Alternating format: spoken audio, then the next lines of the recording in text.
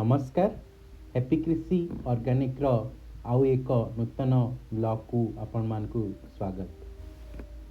देखि पार्थिबे आज मध्य आकाश मेघाच्छन्न अछि। सकाळर टाण खरा एवं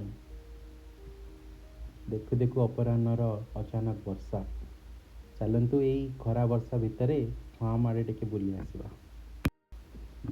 एई जो अमृतभंडा गछ गुड़िक देखुचंती प्राय 1.5 वर्ष पूर्वे फार्म रे लागिथिला।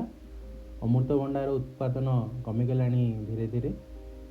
पुणी थरे नुआ चारा नर्सरी आनी आगामी वर्ष पई लगाजिबो।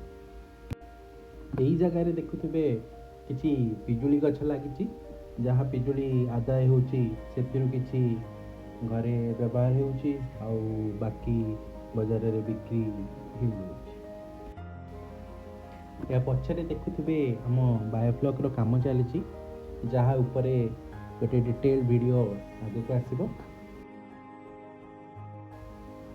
पिजुली गछ पाखरे कस्टर्ड एप्पल बा सीताफल गछ भी लागिछि। एबे जाय गछरे फल रहिनी। आगरू गछ छोट थिला बेले छोट कसी आसी झड़ी जाइछि। भाबुछि गछरे ए वर्ष फल आसीबो।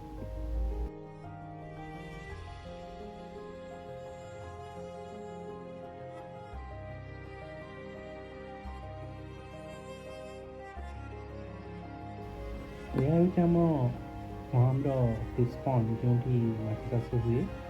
रोही भाकुर मिरिकाली आदि माछ पोखरी में अच्छा। माछ चाष उपर एक संपूर्ण वीडियो आगे को आनिबी। हैप्पी कृषि ऑर्गेनिक रो आज वीडियो आपण मानकु निश्चय भल लागिथिबो। आपणक मतामत अपेक्षा रे रहिली। नमस्कार, जय जगन्नाथ।